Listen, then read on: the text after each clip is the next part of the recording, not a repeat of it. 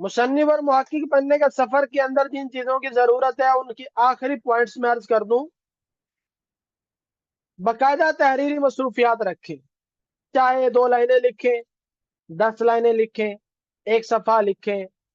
कोशिश करें कि हफ्ते के अंदर 7 दिन है तो 7 में कम से कम 4 दिन आपके वो कुछ ना कुछ लिखने के साथ वाबस्ता हो।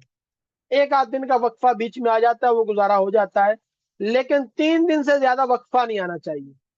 कोशिश करें जो भी मुताला करें उस मुताला को थोड़ा बहुत राइटिंग में लेकर आए। मिसाल के तौर पे आपने आज नमाज की अहमियत पर या रोजे की अहमियत पर 10 सफात का मुताला किया, तो वो 10 सफात में क्या पढ़ा आपने? वो जो 10 सफात में पढ़ा है उसको 4-6 लाइनों के अंदर आप बयान करने की ताकत रखते हैं या नहीं रखते? नहीं रखते तो सीखें और उसको 3 से 4 लाइनों में बयान करने की कोशिश करें। ठीक है। और लिखना कहाँ पर है ये आपकी मर्जी है। बेहतरीन तरीका तो ये है कि आप मोबाइल में या कंप्यूटर में लिख लें और उसको ऑनलाइन भी सेव करें और ऑफलाइन भी सेव करें। और दूसरा ये कि आप अपनी डायरी में लिख लें, डायरी लिखकर उसको दोबारा उसमें से आप नीट कर लें, उसको मोबाइल में कंपोज कर लें। 12 इंतखाब मौजू की कुव्वत आप में होनी चाहिए। और ये कैसे आएगी?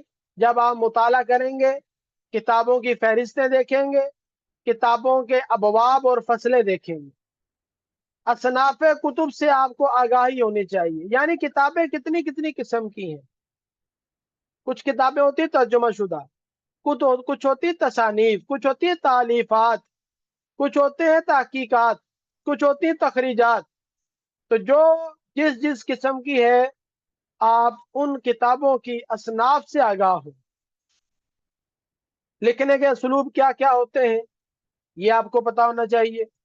मनाहज तहकीक क्या क्या है ये इल्म होना चाहिए, और इसको बाकायदा तहरीर में आप पहचानते हो कि आपकी तहरीर किस मनहज तहकीक पर मुश्तमिल है। और दीगर चीजें यहाँ मौजूद हैं, जैसे तरगीब, तरहीब और तमहीद। ये लिखने का प्रैक्टिस आपकी होनी चाहिए, ये बहुत जरूरी है। आप चाहे पीएचडी लेवल का थीसिस लिखें या अपने बच्चे के लिए छोटा सा 1 सफ़े का पैगाम लिखें, ये तीनों चीजें बहुत जरूरी हैं हर जगह पे। आप गुफ्तगू शुरू करते हैं तो इब्तिदान एक तमहीद बनाई जाती है, एकदम बगैर तमहीद बनाए फौरन गुफ्तगू शुरू नहीं कर दी जाती कि जिसका सिरा ही कोई ना हो। ठीक है। बाद चीजों की तमहीद पहले से मौजूद होती है। मिसाल के तौर पे आप ऑफिस में गए, आपका ऑफिस एक काम का है, आप जैसे ऑफिस में घुसे, आपने ऑफिस में दाखिल होते ही फौरन एक फर्द को आवाज दी, बिलाल हुसैन ये काम आपको कल दिया था, हो गया? तो इसका मतलब है ये ऑफिस का मौजूद होना और वहां एक काम का चलता हुआ होना, ये तमहीद पहले से मौजूद है। जबकि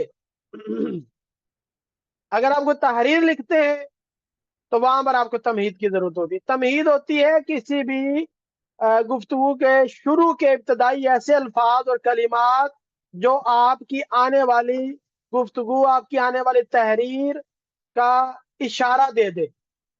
ठीक है।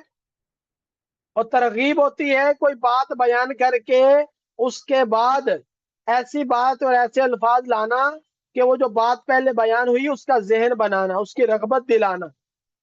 और तरहीब होती है कोई बात खतरनाक बात बयान करना, कोई अजाब की, सजा की कोई चीज बयान करना और उसके बाद फिर जहन बनाना कि इससे बचो, ये बचने का जहन देना, ये तरहीब होती है।